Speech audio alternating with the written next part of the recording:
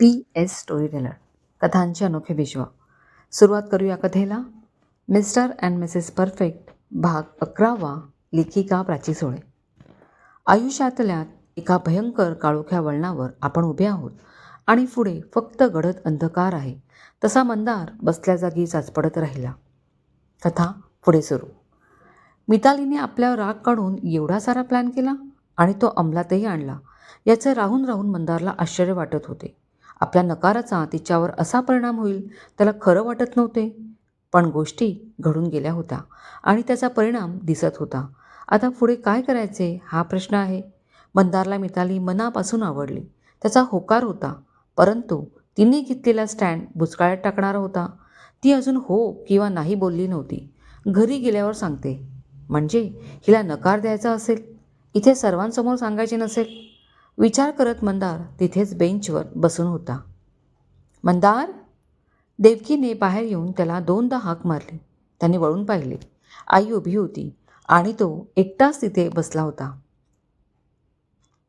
अरे आत ये, मिताली आली आणि ती मंडळी निघायचं म्हणतायत, देवकी बोलली. मंदार उठला. झपझप पावलं टाकत घरात आला. सगळे उठून उभे होते. मंदार, पाटणकर निघतायत. मिताली आणि तुझं बोलणं झालं आहे. मीच सांगितलंय कुठलीही घाई करू नका. स्वतंत्र निर्णय घ्या आणि कळवा, बाबा बोलले. मंदार गप्प उभा होता. त्याने संमतीदर्शक मान हलवली. सगळ्यांनी निरोप घेतला व बाहेर पडले. मंदारची नजर फक्त मितालीवर खिळली होती. अजून पुढच्या गोष्टी व्हायच्या आहेत म्हणून देवकीने ओटी वगैरे भरली नाही, पण त्यांना मिठाईचा बॉक्स दिला. मिताली दोघांच्या पाया पडली.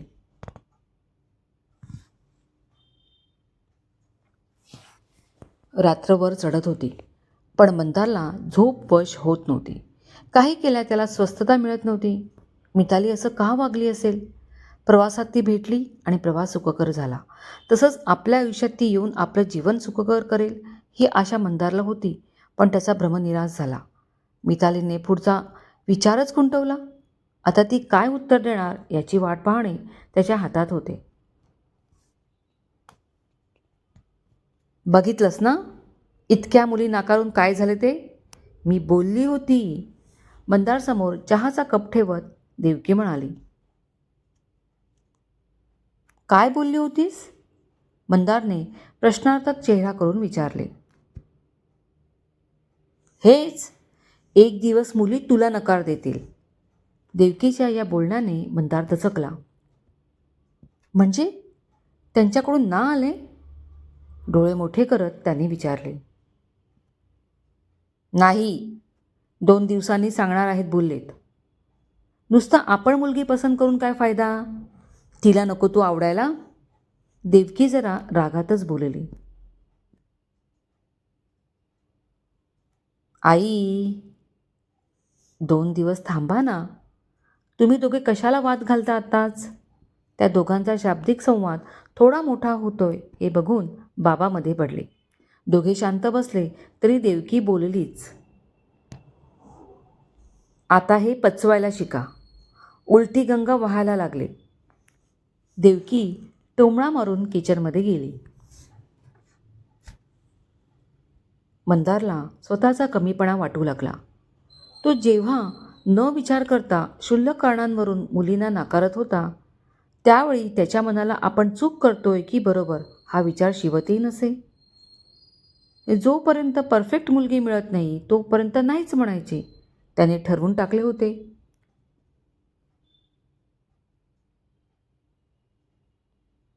पण जगात कोण परफेक्ट आहे? जो सर्व गुणसंपन्न आहे असेल? प्रत्येकाचे स्वभाव वेगळे. कोणी तापट, कोणी प्रेमळ, तर कोणी बिलंदर धाडसी, तर कोणी नेभळत भित्री भागूबाई, कोणी लंपट स्वार्थी मतलबी, तर कोणी दानी दानशूर मसिहा. प्रत्येक स्वभाव वेगळा.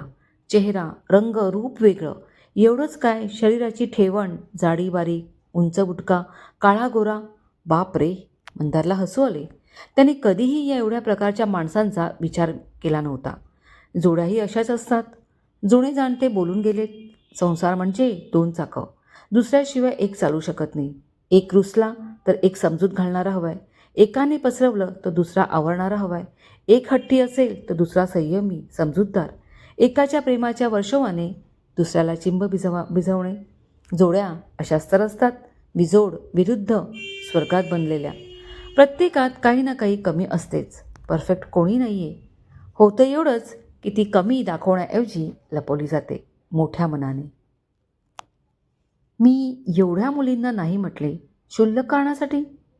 एकीने भडक मेकअप केला म्हणून, पण तो मेकअप तिच्या नजरेतून पाहिला का मी? लिपस्टिक, पावडर, काजळ हा भडक मेकअप कसा असू शकतो? उलट कोणाला भेटायला जाताना घेतलेली ती विशेष काळजी होती. समोरच्याला आपल्याकडे पाहून प्रसन्न वाटेल. पण मंदार, तू तुझ्या मस्तीत होतास ना? घातलाय गुडघ्यापर्यंत शॉर्ट स्कर्ट, ती मॉड आहे आणि तसले कपडे ती छान कॅरी करू शकते, हेच तर तिला सुचवायचे असेल. आपला होणारा नवरा आधुनिक विचारांचा असावा असे तिला वाटणारच. तिची तारीफ करायची सोडून तिला मॅनर्स नाहीत हा विचार केला. काही मुलींना तर सरळ न बघताच नाही म्हटले, तर काही फोनवर बोलताना खूपच नाटके वाटल्या म्हणून नाही. म्हणजे काय, त्यांनी फोनवर ओरडून भसाड्या आवाजात बोलायला हवे होते? लग्न कर, नाही तर परिणाम वाईट होतील अशी धमकीवजा भाषा करायला हवी होती का? मंदारवर त्याचे विचार चाल करून आले. चारी बाजूंनी त्यांनी त्याला घेराव घातला होता. मितालीसारख्या मुलीच्या बाबतीत तर आपण जास्तच चुकलो. आर्टिस्ट मुलगी नको. पण हे प्रोफेशन आहे. कित्येक यात काम करून पैसा कमवत आहेत, सेटल झाल्यात, शिवाय नाव कमवत आहेत. फक्त या कारणासाठी नाही म्हटले? तर दुसऱ्यांदा तिच्या घरची परिस्थिती बेताची म्हणून नकार. अरे, लग्न मितालीशी करायचे होते की तिच्या घरच्या परिस्थितीशी, की त्या अडचणींशी? तिचा भाऊ आहे, आई आहे, ते बघतील ना. पण असला गोंधळ नको म्हणून नकार. मंदार वैतागला. त्याच्या रूममध्ये वेडा वाकडा फिरत होता. यावरून एकच सिद्ध होते, परफेक्ट कोणीच नाही आहे. माणूस सुधारतो, त्याच्या आजूबाजूला घडणाऱ्या गोष्टी त्यासाठी कारणीभूत असतात. जगात सगळेच नेकदिल आणि सगळेच क्रूर प्रवृत्तीचे कसे असू शकतात? आईबाबांचा 31 वर्षांचा संसार असाच का छान चालतोय? त्यांनीही एकमेकांना समजून घेतलं असेल. छोट्या मोठ्या कुरबुरींना मोठं होऊ दिलं नाही. अजूनही छान हसवून खेळून आहेत. बाबा किती समजूतदार आहेत, आईला सपोर्ट करतात. दोघं एकमेकांच्या कमी लपवण्याचा प्रयत्न करतात. विचार करून मंदार सारखा बेचैन होत होता. आजचा अजून अर्धा दिवस बाकी होता आणि उद्याचा पूर्ण एक दिवस जायचा आहे. मिताली परवा फोन करेल, तोपर्यंत हे भरकटलेलं मन शांत ठेवायचं. मितालीचा फोन नंबर असल्याची त्याला आठवण आली. एक कॉल करून बघूया का? फ्री असेल तर कॉल घेईल, मंदार विचार करत होता. त्याला मितालीशी खूप बोलावं वाटत होते. त्याची कडक शब्दात कान उघडणी जी तिने केली त्याचा उलगडा मंदारला आता होत होता. चुकलेल्याला मार्गावर आणणे, त्याची चूक दाखवून देणे हा हेतू शुद्ध असतो, दुखवण्याचा नाही. मिताली बरोबरच बोलली होती. माझी ती झिंग होती तात्पुरती, हाच संसार असतो दोघांचा, यालाच तर परफेक्ट म्हणतात. मंदाच्या डोळ्यातून पाणी उघळले. आपण रडतोय याची त्याला प्रथम जाणीव झाली. एका नकाराने, जो अजून आलाही नाही आहे, तर एवढा त्रास होतोय, तर आत्तापर्यंत आपल्या आईबाबांना किती त्रास झाला असेल, वाईट वाटलं असेल. त्यांच्या मनाचा जराही विचार येत नव्हता. मुलाचं भलं व्हावं म्हणून तर झटत आहेत ना. सहचारणी असेल तर मितालीच, लग्न करेन तर मितालीशीच, समोरून माफी मागेन कमीपणा न आणता. पण तिने माफ करायला हवे. मी बदललोय, तिने चेंज घडून आणलाय. मंदार, तुझं लग्न होईल तर तिच्याशीच, तीच तुझी मिसेस परफेक्ट असेल. उरलेला अर्धा दिवस संपला. सकाळी उठून लवकर आवरून मंदार ऑफिसला निघाला. त्याने बाबांकडे चावी मागितली. अरे, घेऊन जात जा रे, अशीच तर उभी असते, तुझीच आहे. थँक्स बाबा. आई, येतो. मंदार निघाला. असा काय हा मुलगा? आज मूड जरा वेगळा वाटला ना. चहा बिस्किटे खाल्ली, नाश्ता नाही केला, टिफिन नाही. काय झालं? देवकी जाणाऱ्या मंदारकडे बघत बोलली. काही बोलला का तुझ्याशी? बाबांनी तिला विचारले. छे, काही नाही. हां, पण अस्वस्थ आहे खरा, देवकी बोलली. बाबांनी एक क्षण तिच्याकडे पाहिलं आणि दुसऱ्या क्षणी दोघेही हसायला लागले. ऑफिसमध्ये स्वतःच्या डेस्कवर बसतोय तो नेहाने त्याला गोड हाक मारत स्वीट मॉर्निंग मंदार म्हटले.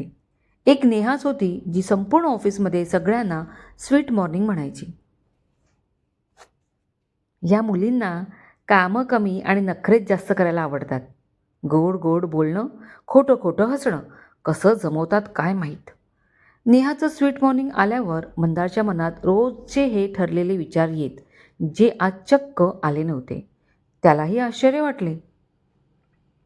नेहा, इकडे ये, त्याने तिला बोलावले. नेहा पटकन त्याच्या डेस्कजवळ गेली. काय मंदार? ती तशीच गोड हसत बोलली. नॉर्मली सगळे गुड मॉर्निंग बोलतात, पण तुझी मॉर्निंग स्वीटच असते का? ते कसं बुवा? मंदारला तिला आज विचारावेसे वाटलेच.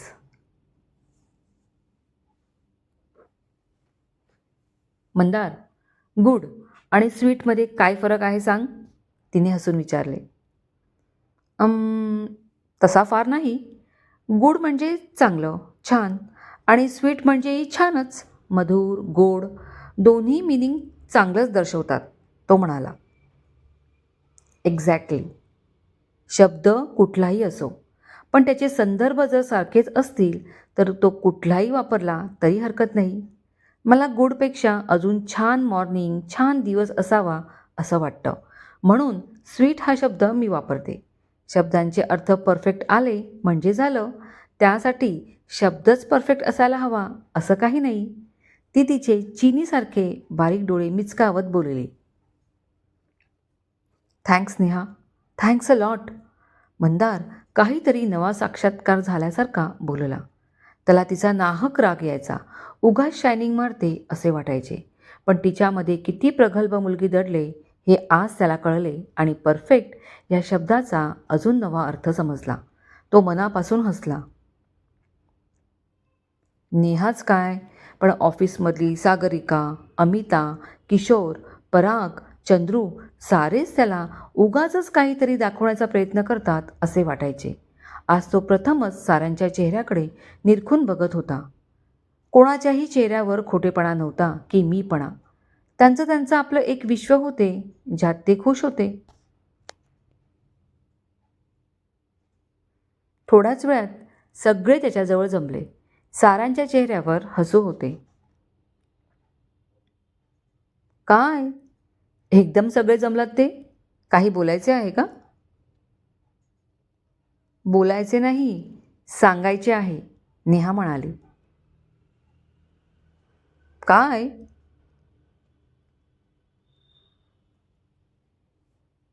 मंदार, उद्यापासून ती इथे नाही बसायची. तुझ्या केबिनमध्ये बसणार. सगळे हसत बोलले. तुझं प्रमोशन झालंय. पण हे तुम्हाला कसं माहीत? मंदार उडालाच. आम्हाला कळलं, बस. आता MD येतील आणि ऑफिशियली घोषणा करतील. आम्हाला पार्टी हवे. सगळ्यांनी गलका केला. ओके ओके, दिली पार्टी, मंदारने दोन्ही थंब उंचावत म्हटले. नंतर MD साहेबांनी त्याच्या बढतीचं लेटर त्याच्या हातात दिले. त्याला स्वतंत्र केबिन मिळाली. आज मंदार मनापासून खुश होता. आपल्या आजच्या आनंदात मिताली असायला हवी होती, त्याला मनापासून वाटले.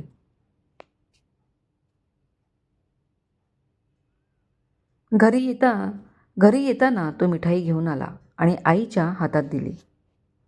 अरे, आज मिठाई? काय आहे? देवकीने विचारले. आई, माझं प्रमोशन झाले, स्वतंत्र केबिन मिळाली, म्हणून पेढे आणलेत. किती छान. थांब, आधी देवापुढे पेढा ठेवते. खुश होत देवकी बोलली. बाबा आले. मंदार त्यांच्या पाया पडला. काय रे? यशस्वी हो. बाबा, माझे प्रमोशन झाले, मंदारने सांगितले. बाबांनी त्याला मिठी मारली. असाच यशस्वी होत राहा. आमचे आशीर्वाद कायम आहेत तुझ्या पाठी. देवकीने दोघांना पेढा दिला व एक स्वतः घेतला. चला, गोष्टी चांगल्या घडतायत, देवकी पेढा खात बोलली. मंदारला पाटणकरांचा फोन आला होता का हे विचारायचे होते, पण आता तोच मागे लागलाय असे होईल. उगाच आईबाबांना विषय द्यायला नको. तो गप्प बसला. मंदार, पुण्याच्या मंडळींनी होकार दिला तर लग्न कधी करायचे काही ठरवले आहेस का? की इथे पण 2-3 वर्षांनी बघू असं आहे? देवकीने त्याला प्रश्न केला.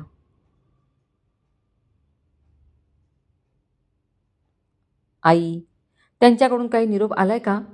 मंदारने अधीरतेने विचारले. नाही. उद्या करतील ना, मग सांगायला नको?